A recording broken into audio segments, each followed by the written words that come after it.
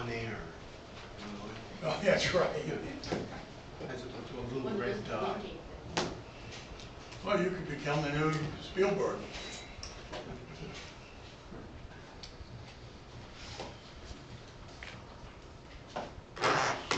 Sharon, how are you? I'm well. Still okay. Oh, get your glasses on? I'm not that hard to miss. Great. Nice to see you. We're all here, so I would like to call the August 13th regular meeting of the Knox County Commission to order. I think the first item of business we have is a presentation from the Charter Subcommittee. Charlie, would you like to come to the table and I address would us? love to do that, Ed. We'd like to see you here, You know why I'd love to do that? because it's the end. This is it, baby. This is the end. Not the beginning of the end, it's the end. All right, well, thank you, commissioners, for hearing us out.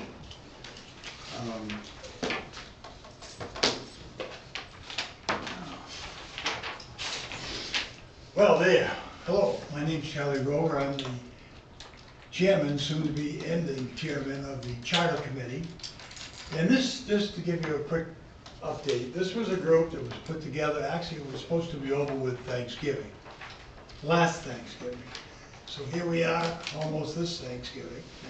But it was put together with the idea that the Knox County Charter hadn't really been looked at for about 20 years. And there are pieces of it that just didn't apply, and some areas that maybe we could do differently, which might make us more visible to the public and perhaps even more effective with the public. So a committee was put together. Ed was on our committee, along with Bob Duke and Gordon Page, Jim Bowers, Amber Christie, John Mountainland.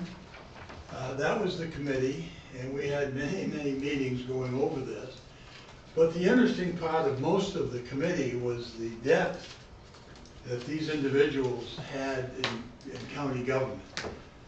Some of these folks have been around a long time in different roles, both in their towns or cities, or both in the county, and it added a lot of value to what we were able to come up with. So I am very pleased and very humbled to be chairman of that particular group. Now, our attorney has sent us all the facts that you have in your kit. In your kit, we have the old charter and where the changes were made. You have the final draft of the proposed new charter. What I think would be most helpful for the commission is just to review a summary of what is it we did and why did we do it. And if there's any questions, that's a great time to ask. There's nothing you really need to do today except whatever Chairman Glazier wants you to do, but there's nothing right in front of us. For me, you may have some decisions to make after I go. But let me just begin with some of the highlights of what I would consider to be innovative and maybe significant changes. And it's in your summary, by the way. Article 3, Section 2 was, I think, a significant change. And basically all that is taking the 3 commissioners and growing it to 5. Now, we had absolutely no idea how you're going to find the other 2 commissioners. But the idea was you're spread pretty thin. If we could increase this from 3 to 5, that's a significant increase. And at that time, it would hopefully give the citizens of town some more exposure to what you do, and it'll give you some real good experience about what's going on, what's important to them. The unfortunate part of this is we can't do it until 2030. And the reason is, even though we started a year ago, the basic reason is it requires legislative approval. But more importantly, it functions off the most current census. And for some reason, the census was a year and a half or 2 years old. We couldn't use that number. We had to wait until 2030 census to do it. But there's no reason why we can't have the citizens voted into the charter. and then when it's possible to do, we'll do it. Question, of course, is that you people will decide, is this the proper thing to do? But that we really felt this would be a step forward. The next item is on the same article is 3B, and that's basically allowing for nonpartisan elections. So you don't have to go through the Democrat or Republican process. You can be a nonpartisan, just an independent, no party, no affiliation. And we felt that that probably would get a different, and a person that might come forward. We're trying to make it easy to find a couple of new members. And I think if you look at where we are today, that's getting to be more and more popular. Not being affiliated, but just being yourself kind of thing. So we put that in, and I think it's a significant change. I think it's only one other county that does that. So. Article 3, right, same article, 6A, that was simply removing 3 to 5, increase the number of commissioners, which we just mentioned, and the number of districts. So we'd have 5 districts instead of 3, and 5 commissioners instead of 3. The section 3.6b was something we got quite a bit of discussion on, and basically what it is if a commissioner should somehow misbehave to the degree that they should be removed, that's a delicate issue because they were put in place by the voters. So we really need to have a process where if it's so egregious that they shouldn't be serving, how do you handle that? And that's basically what 6D says. It's pretty broad. It's not just limited to attendance, but it could be things of moral turpitude or things like, it's something serious. But it's certainly attendance is serious also. If we have 5 commissioners and one person shows up twice a year, that's not doing the citizens any good also. So that's pretty much what 6D is. The next several in your summary are cleanup items. One of the questions that I've been asked by citizens who are familiar with the work, it was Amber Christie. And why is Amber Christie on this committee? Well, she was put as a voting member, I might add, not just as another person. And she was on the committee because a lot of the changes that we made for cleanup, she knows. We had no idea. So we needed somebody who had experience in the job, in the county, to help us with that part of the job. She did a terrific job. And we took out some things that just we don't do anymore. We added things like technology, which was never thought of 20 years ago in the charter. So she was very helpful. And that is principally, if you have any cleanup questions, call her, Amber. She's got the answers to those. And then we go to, where am I going here? The Budget Committee had in section 5.5D, they put an 80% requirement in order to have the final vote on the budget from the Budget Committee. And what that meant was if a person hasn't attended 80% of the meetings, then they can still participate on the committee, but they cannot vote on the final vote of the committee. And the ideas are the same. If you don't attend enough meetings, how can you be a really knowledgeable voter on a budget this size? So that is principally 5D. Section on 8A and B, this is interesting because it now addresses both the districts, which we just talked about, 5 districts, but what about the budgets? Currently we have 8 members on the Budget Committee, but the Charter Committee felt it was important to have as many budget districts as there are commissioner districts, marry them up. So everybody's working together on the same program, same team. Well, that means we would have to go from our current districts to 5, that's down. But we also felt that these are gonna be bigger districts, so 2 budget committee members from each district would be appropriate to get the coverage that you need. So in this particular article, we are suggesting that we drop to 5 districts, but with 10 members. So there are 5 commission districts and 1 member each. We'd have 5 budget, but 2 members each. And they're married, they're the same districts. And that's pretty much the basic summary. That's like, if I missed something, let me know. But it's basically what we worked on. The rest of it is in the wording, which you can read. But those are the items, I think, that really affect our lives, both as a county and as commissioners. And it was quite a... Now Jim, our attorney, Jimmy Kay, for those of us that can't pronounce his last name, did send you 4 steps that you really, and Lance, I guess you will help him with this, but you really need to do to make this happen by the November election. 1 step was simply do a draft of findings, and Jim can do that for you.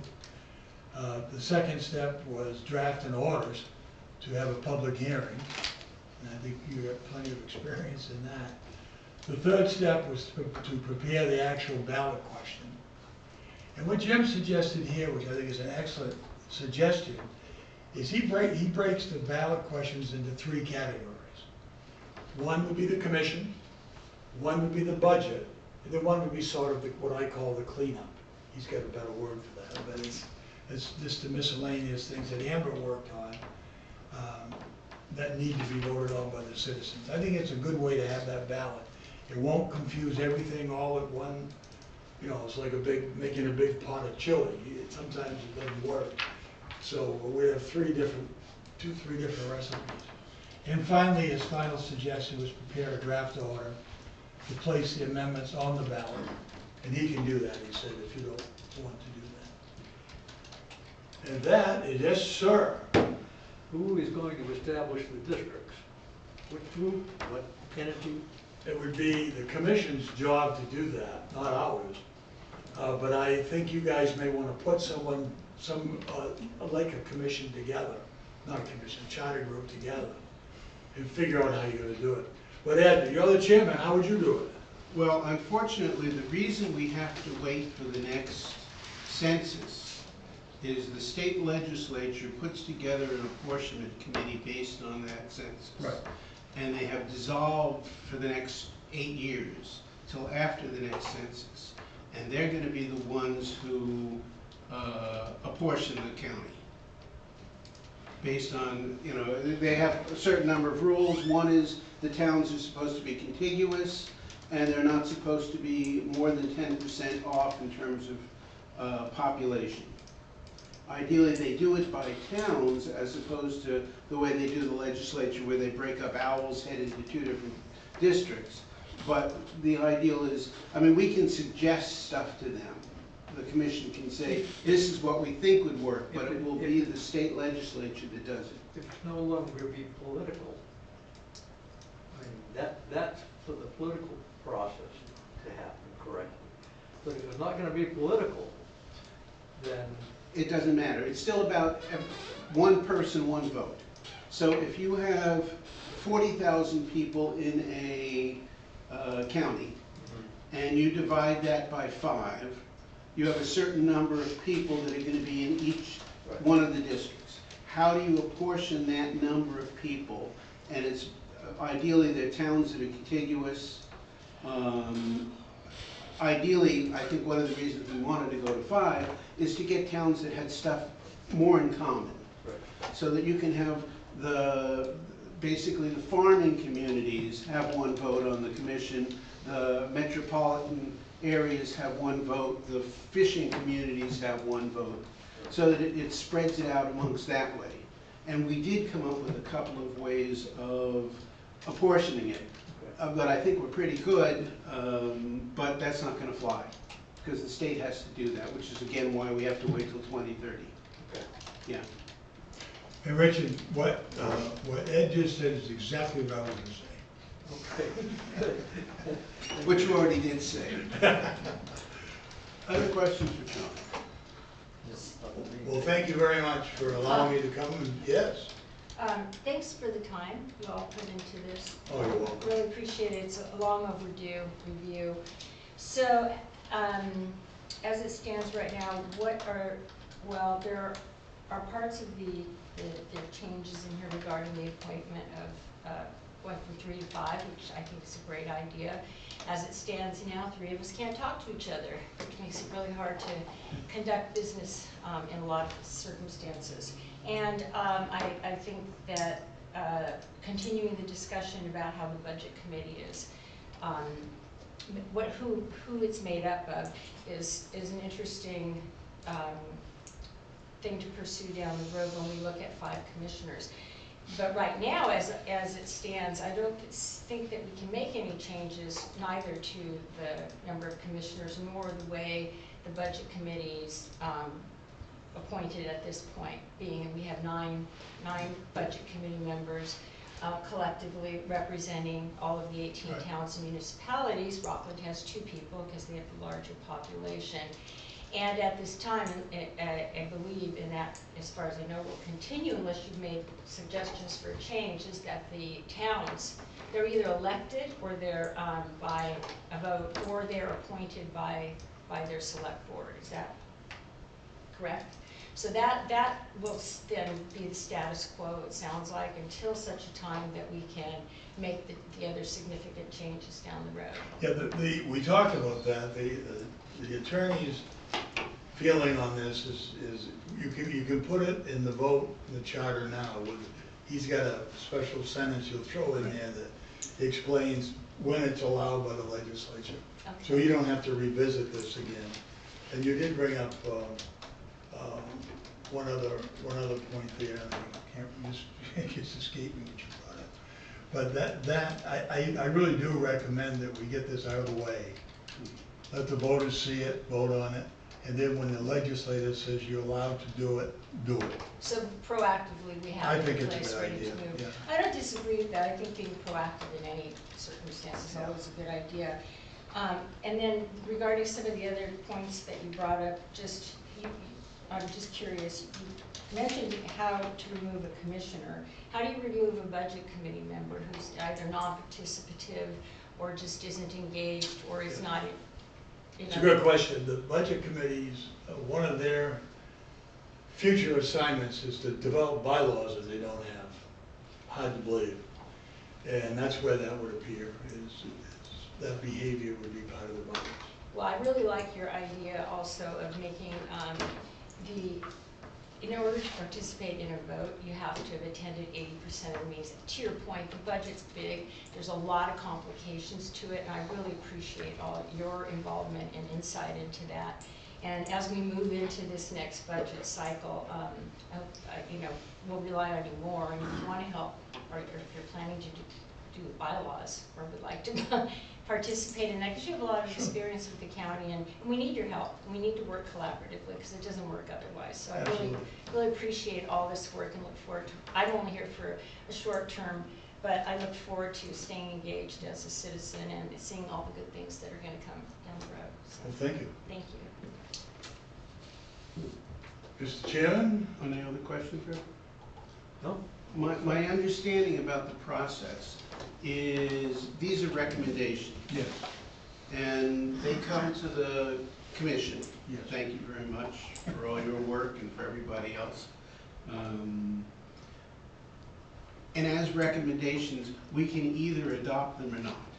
Correct. If there's something within these that the commission would like changed, we have the authority to do that. That is correct. God forbid we should override something that a committee does, but we have that authority. Because I think the amount of work you've put in it is so much more than the amount of work we will put into it looking at it. But I think what you've done is exactly the way we want to approve it. But we would have to then, and we'll talk to Jim about this, approve it just the way it is. Because if we're going to put those on the ballot, in the towns, we have to approve each one of these too, That's correct. you know, for submission. And we have the authority at that point to change it. One of the discussion points was the difference between a revision and the whole entire rewrite, basically. And these don't come to the level where it's an amendment that we need to go to a charter commission where we look at the whole charter and then adopt a whole new charter. These are just little improvements. That's all it is. And therefore can be voted on. The point is that we don't vote them in. They're voted on by the populace of That's the right. county. That's correct. And we just approve You have- putting it on the ballot. Yes, you have the 4 steps that Yeah. outline that you need to do, and Jim can do half of those for A you. 4-step program, it's just what we need, That's because I can't count much higher than that. Thank you, Well, thank you all very much. Appreciate it. um, and we'll be seeing you, Listening. and we'll be seeing you soon. Very soon, yeah. Thank you, Charlie. Thank you, Lance. Okay, the second thing we have here on the agenda is the introduction of Jacob Johnson, the new Knox County Airport Manager. Would you like to come up and say hello? Sure, absolutely.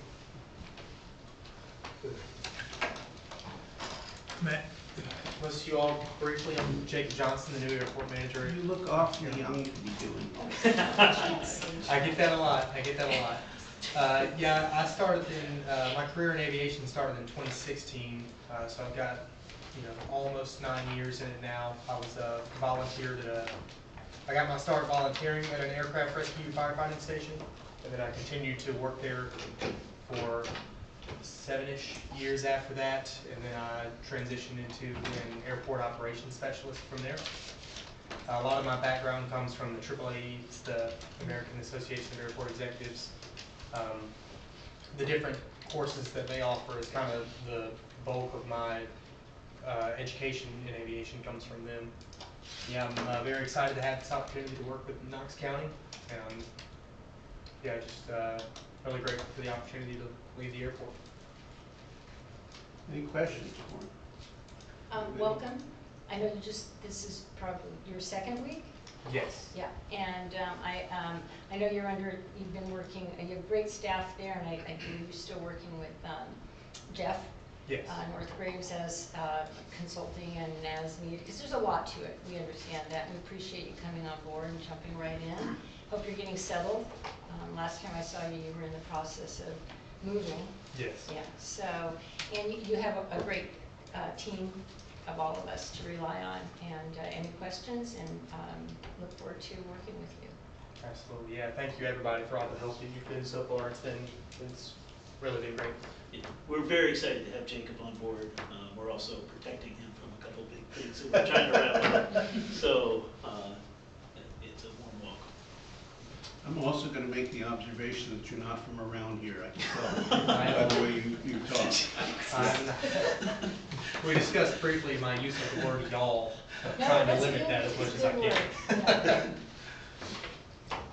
Welcome. Anybody have anything else they'd like to ask, or anything else you'd like to impart with us, Nothing for me at this time. about where you want to take the airport in the next 5 years or 10 years? For now, I'm still learning the airport itself. Once I learn the airport, I'm going to transition into more of learning what the community and the stakeholders want from the airport. But at this time, I think it's best that I just settle into the position before I start making big plans. Great idea. Better than that is just finding a way not to say anything. We're very political. Thank He's you got a very great much. sense of humor. We appreciate it. Dennis. Thank you. Welcome aboard. Thanks. Well done, Jacob. The next item of business is public comment. There are people in the audience. Does anybody have anything they'd like to address to the commission at this point?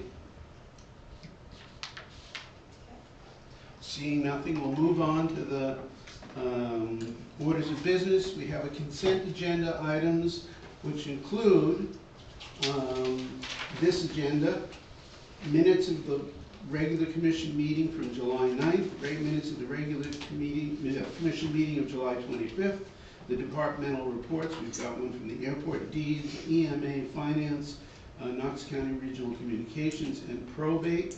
We have warrants and reserve withdrawals. Do I hear a motion? I move we approve. Second? It's been moved and seconded. Any discussion? So, just a few things. First, I'd like to thank everybody for their reports.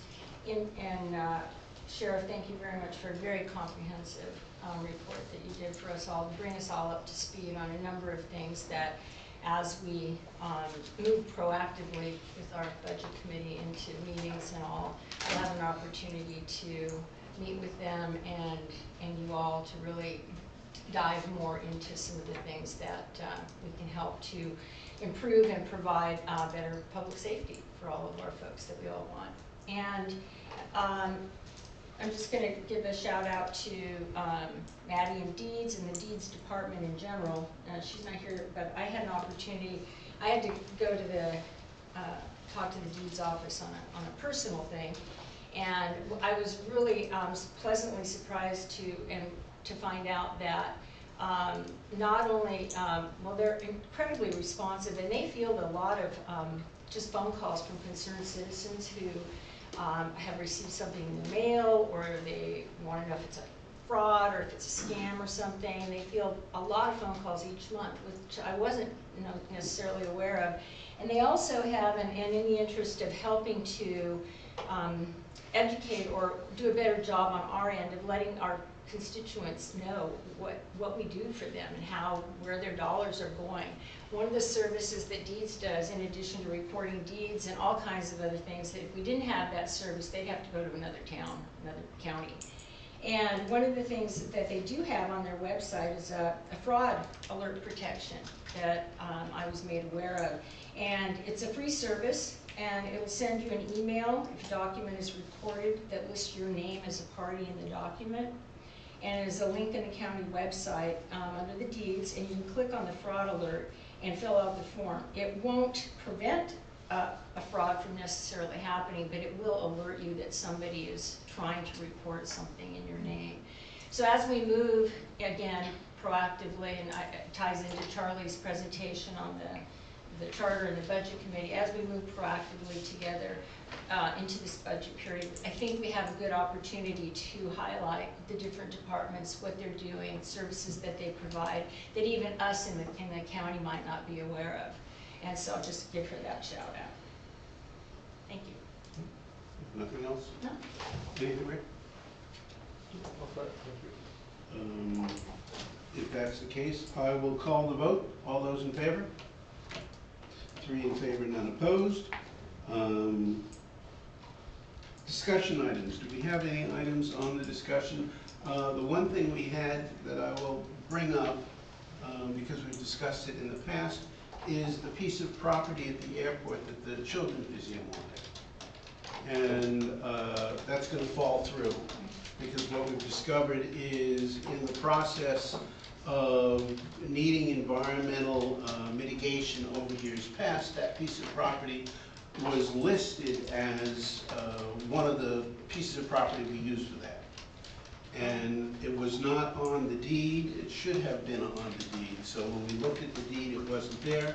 But it turns out that somewhere in the legal world it got lost, and we're waiting, or we've been waiting, and I don't know where it stands at the moment.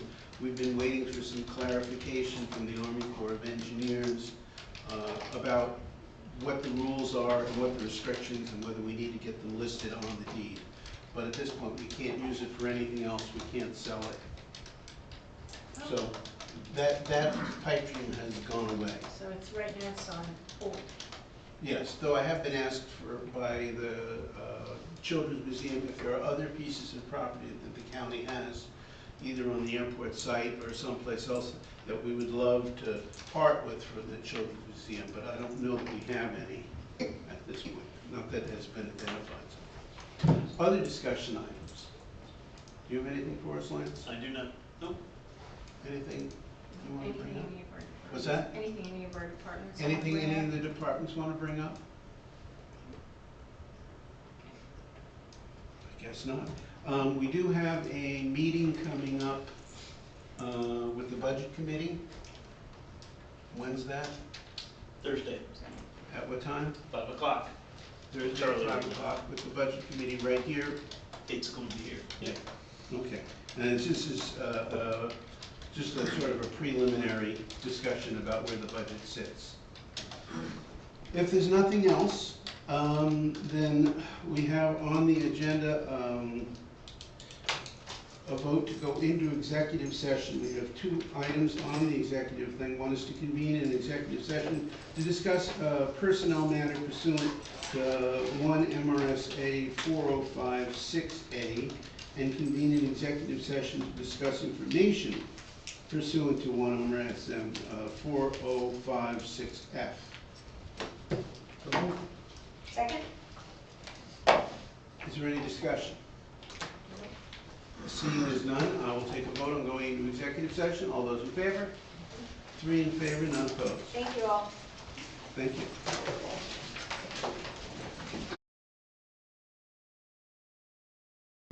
Yeah. LLC.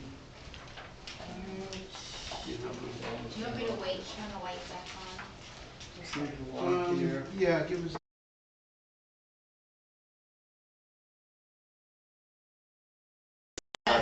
Oh, that's right, I forgot there was one in here. He does. He likes Unlike to in use the it. city, we're not on room. That's true. It's usually not required.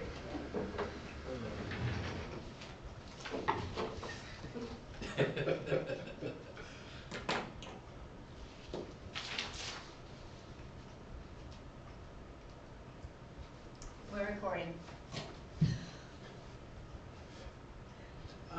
We've left executive session and we have resumed our meeting. We have one item still on the agenda, and that's to award the landscaping and snow removal contract.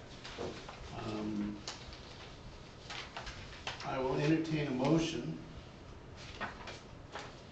to for an act to award the landscaping and snow rebuild, the snow removal services contract for 2025, 2000 through 2027. Do I hear a motion? Motion, we award the bid to, let's see. It looks like Farley is going to be the winner, is that correct? Well, just make a motion to approve the contract to start off with, and we can discuss the Okay, I specifics. make the motion, we approve the contract Okay. for snow removal And do I hear a and second? landscaping. Second? Okay, second. Now let's have a discussion about the name we want to put in there. Okay. We have a number of bids. The lowest bid is from J&H, which is, They don't want to do snow removal. I believe it's both. If you look, it says lawn and snow. They didn't break it out into either one as a simple one. So they would bid a combined total over 3 years of $419,919. The next lowest bid is Farley, which is $614,000. So over the course of 3 years, that's $200,000 difference. Yeah, okay. And then the rest of the other ones go up from there. I see. Not a lot, but it's enough. So the question is, do we want to go with a company that's in Damascotta that we're worried about whether they can make it here and their equipment, and how good a job they'll do? Or do we want to spend more money and go with a local company that we know? I think we need to find out if they think they can do it. Well, they bid, so they obviously think they can do it. But do they have the ability to provide when necessary, not Yeah. at their leisure? And without objection, I will entertain a conversation with the sheriff. So I just want to remind you folks that in some of our bids, we have not always gone with the lowest bidder. that we actually changed that language. If you remember a few years Yeah. ago, we changed it to the best value for the county. Right.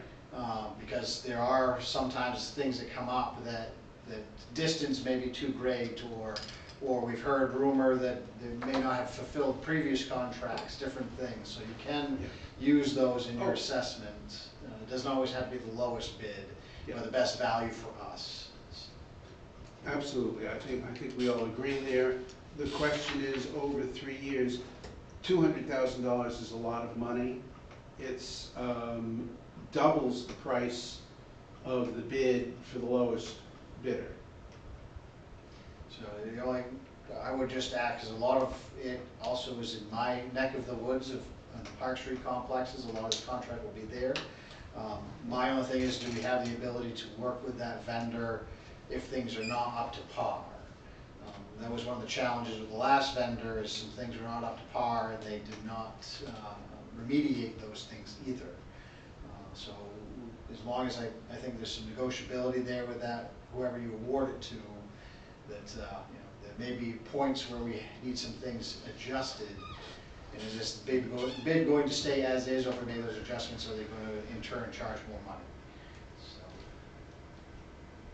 So. I know that we should probably make a decision immediately, but I would like to, and I hate to say it, I would like to put it off a little bit. Table this maybe to next week, and we have another meeting, because we'll probably be having another meeting at least next week. And authorize the sheriff, if he'd be willing, to call J&H and find out about some of their customers, if they have references. Ideally, you could find somebody who is not as far away from them as we are, and ask them how the service is. Does that make sense? Yes. Would you like to include our maintenance Jim in that Yeah, conversation? he may already have, we just haven't met to Yeah. talk, 'cause there's been a lot Yeah. going on the last couple of weeks. Yeah, So he may already have this knowledge, and just didn't make the meeting, yeah. but it's, like I said, it's. Yeah, we need to know if they have the ability or already have a place to have sand salt mixture mixed here near us, rather than Right. travel all the way down from where they are. Right. So, and the other piece is that, if I recall right, Peter has, or legal counsel has advised us that all you're doing is you're awarding the individual the right to the first negotiation. And we went through this with some of our medical contracts, where we attempt to negotiate with the first bid award, if you will. If it's not agreeable to both parties, they decide to bow out, we can then go to the second choice type of idea. So I Right. believe that is something, but maybe that's reason to table it as well, just to make sure that we can say, first right to negotiate the terms, not necessarily awarding the bid. Yeah, I mean, I think these are bids that were basically negotiated at that point, but I would then accept a motion to table the motion. Normally, you would table it to a date certain, which we don't have, but we can table it to our next meeting. Well, Okay. our next meeting, not our regular commission meeting.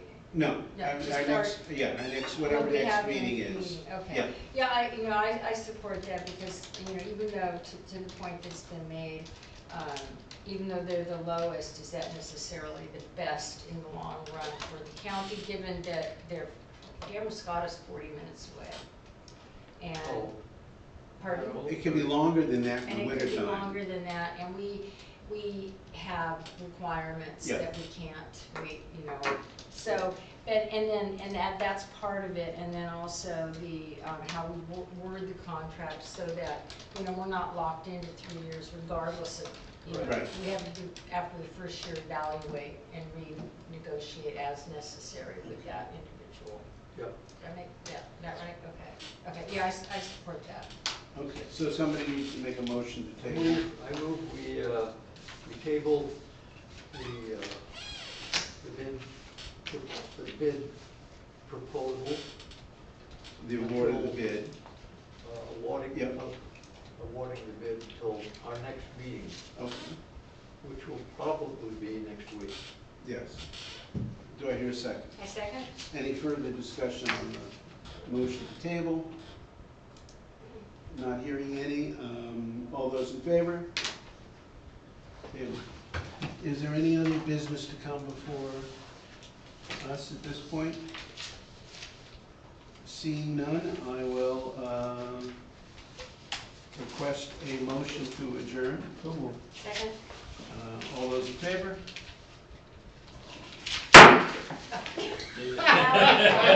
Now the gavel comes down. Day already.